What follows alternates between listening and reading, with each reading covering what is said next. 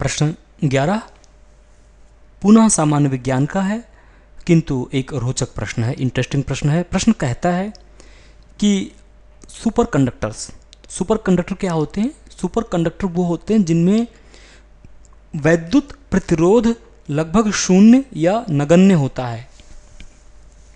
अर्थात यदि अतिचालक पदार्थ में से वैद्युत प्रवाहित की जाएगी तो प्रतिरोध के रूप में ऊष्मा एवं अन्य ऊर्जा के रूप में जो वैद्युत ऊर्जा का ह्रास होता है, क्षय होता है, वह न्यूनतम होगा या शून्य होगा।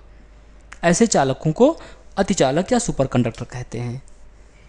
प्रश्न पूछ रहा है कि जब सुपर कंडक्टर में ये क्वालिटी है तो वैद्युत पारेषण के लिए हम एल्युमिनियम, निकेल, तांबा इत्यादि तारों का प्रयोग क्यों करते हैं, क्यों नहीं सुपर कंडक्टर यूज करते? तो दोस्तों इसका सबसे महत्वपूर्ण कारण यह है कि जो सुपर कंडक्टर पाए गए हैं वो एक निश्चित तापमान के नीचे ही सुपर कंडक्टर या अतिचालकता का गुण प्रदर्शित करते हैं। यहां तक कि चांदी, तांबा, एल्युमिनियम जो हमारे बेस्ट मेटलिक या धातुए कंडक्टर हैं, absolute 0 degree temperature, absolute 0 means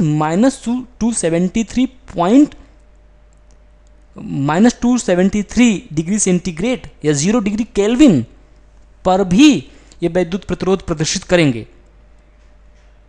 अर्थात सीधी सी बात यह है इस प्रश्न में कि किसी वैद्युत चालक को अतिचालक के रूप में कार्य करने के लिए अत्यंत कम तापमान की आवश्यकता होनी चाहिए, पहली बात।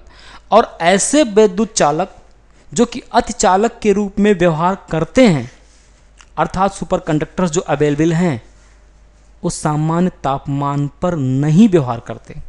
40-45 डिग्री टेम्परेचर में, 18-20 डिग्री टेम्परेचर में वो अतिचालक जो है सामान्य चालक की भांति व्यवहार करेगा, क्योंकि सामान्य तापमान पर सुपर कंडक्टर्स अवेलेबल ही नहीं है। जो अवेलेबल हैं वो -183 लिक्विड नाइट्रोजन में रखा जाता है तो फिर व्यवहार करते हैं।